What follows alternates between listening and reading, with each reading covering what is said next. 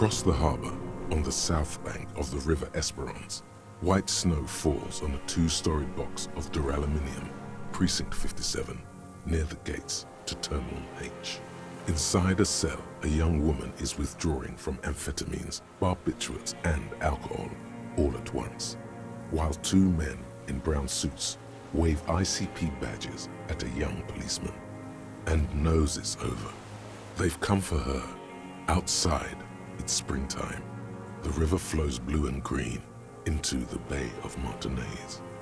There, on a dilapidated jetty in a nameless village, two police officers and one special consultant look across a narrow strip of sea. The ruins of a seafort stick out of the water, built by Philippe II, reappropriated by the Commune, then lost in the landing. He's there, doing what exactly, I don't know. Satellite Officer Vic Mayer points at the ruins. Behind that anti-aircraft something. That's why we can't see him. Special Consultant Heidelstam is optimistic. We'll see the boat when he comes. Let's go get a coffee until then.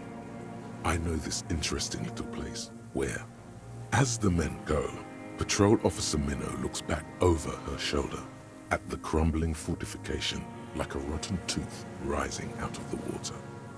Good luck, Harry, she thinks. You need something good for this. The old man has fallen silent, staring at your feet. The burnt logs in the fire are moist from the sea air. What strikes you about this gaunt man is not the stomach pain, or the cough, or the malnutrition. For a man who's spent 44 years hidden in the urban wild. Indeed, he speaks fluidly. His movements are rapid, if erratic. His voice, despite the cough, is there. It is capable of expressing complicated ideas. Above all, he seems animated. It's a mystery. This animation comes at a cost too.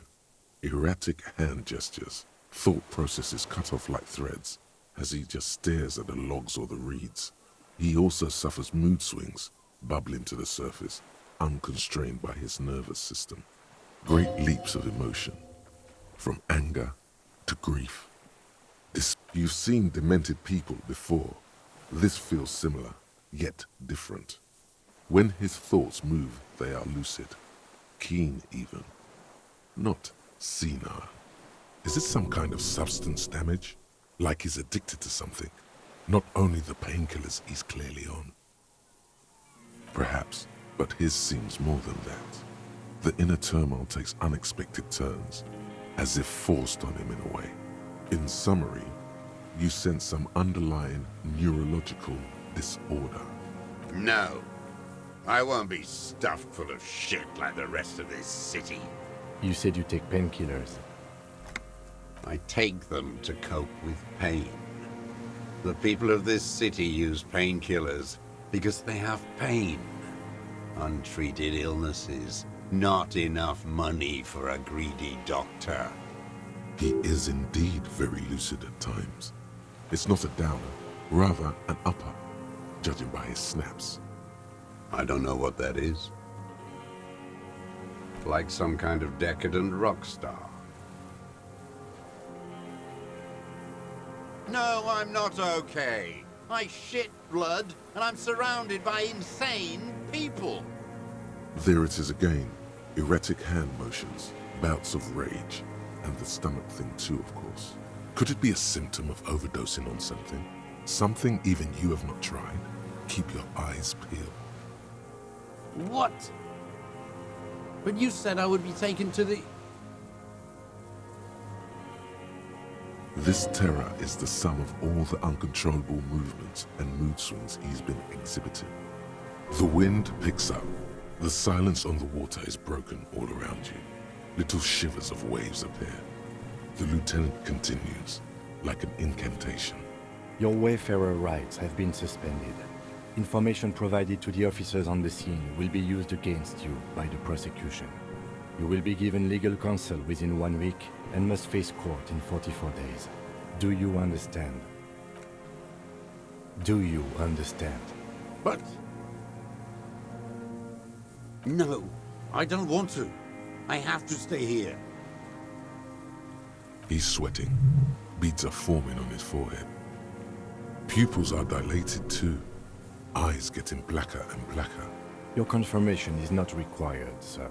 Now on to the boat. There it is again. To your north, as it has been since you came to the coast. The reeds whisper, stalks rubbing against each other. But then, in the middle of it, something completely different. It sounds like a bow, very slowly being drawn against the strings of a violin. A very small violin, made of reeds and rushes. Maybe there is room for 3 on the boat. What? What are you talking about? Is this... Your skin crawls.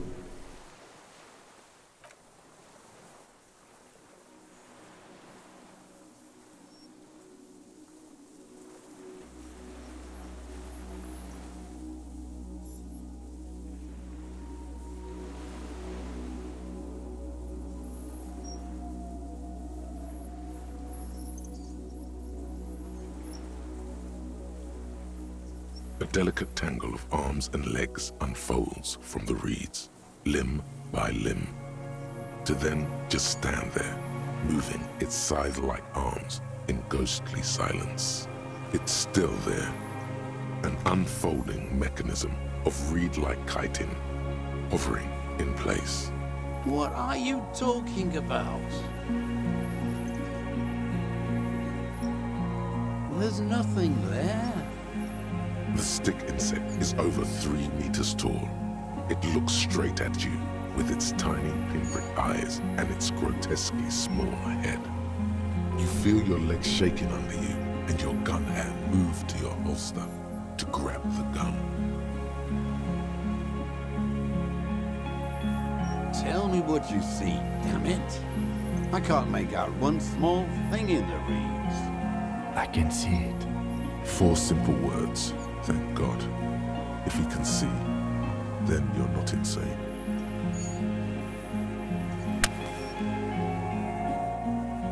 But that means it's really there, spinning slowly, in absolute silence, its limbs long and slender. Be very, very careful.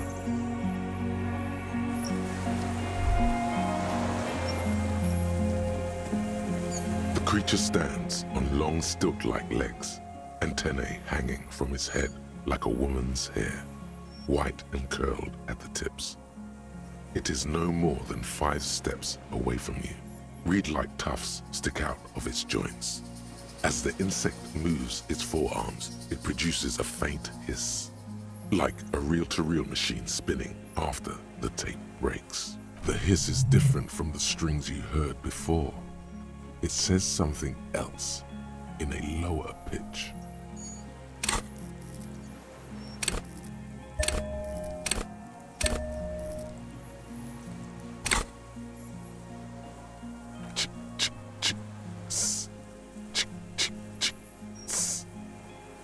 It is. You glance over your shoulder. The lieutenant holds a piece of milled aluminium. He begins to pull it open, extremely carefully. It's the camera. No, the flash will scare the creature off. Warn him now.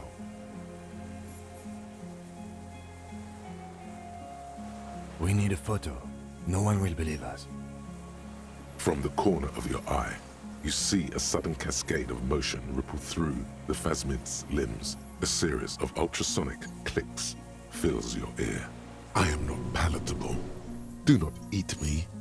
I am afraid. I won't be one of those fools who didn't take a picture. He's letting his pride get in the way. You see the phasmid turn to him, its mandible antennae reaching out. Its motions are quick, sudden. Shh. Okay. The spindly mechanism turns itself back to you, its antennae taking their measure of the air, slowly.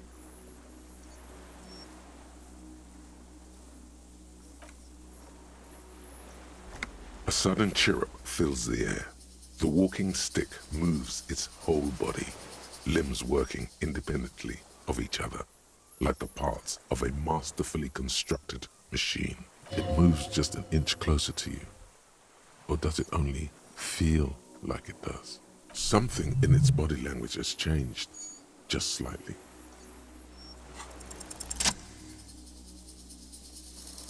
Slowly, with your breath held, you take 2 small steps toward the phasmid. The creature lets out a series of ultrasonic clicks that swarm around your head like swallows. Like laughter, a sort of happiness. Sweat drips from your brow, soaking your chest. You reek of it, your chemicals. The tracheal system on the creature's abdomen expands in front of you to take in and expel air. It's smelling you. Hissing and clicking, it extends its mandible-like antennae to greet you. You're right below it now, looking up at the colossal chitin of its white limbs. The head of the creature is crowned by reeds, and its eyes are like small droplets of water. Maybe it is real, the pheromone. About now, he is ready to believe in anything. The insect's head is crowned with reed-like scales, the shape of seed heads. They rustle as the air moves. The ventricles at its abdomen continue expanding, like lunglets, breathing you in, your sour, greasy semiochemicals on the breeze. The insect stops its stridulation, seeming to observe you. Below its crown of reeds, little pinprick eyes detect motion, glittering. The world stands still around you. Suddenly, there is silence. No, stop. Be afraid. The invertebrate comes back to life, stridulating. Sets of complex eyes follow you, moving in tandem on either side of the insect's small head. No reply.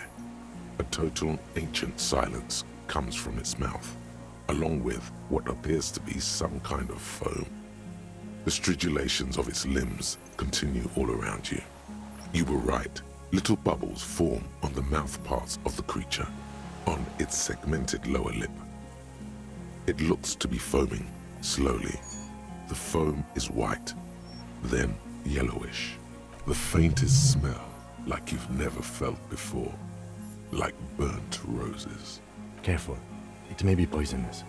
The foam slowly turns a darker shade, like burnt caramel, as the insect moves its mouth parts, masticating. The little bubbles begin to burst, one by one, letting out that same smell, like summer burning.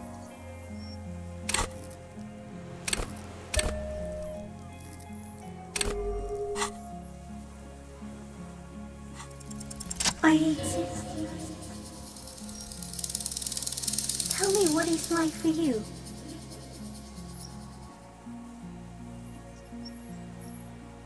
Then I will tell you what it's like for me.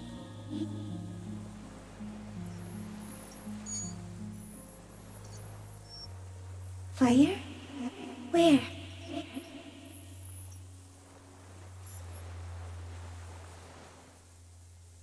I do not have fire inside me.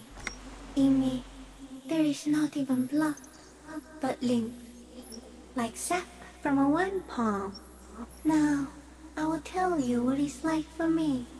For me, it is a series of half-lit images, a kind of darkness, being intruded upon, transient, dim, moist. Tell me what it's like for you. Yes. Holy is the Lord of hosts, and all the earth is filled with his glory. Now, I will tell you what it's like for me. For me, it is a series of half-lit images, a kind of darkness, being intruded upon, transient, dim, moist.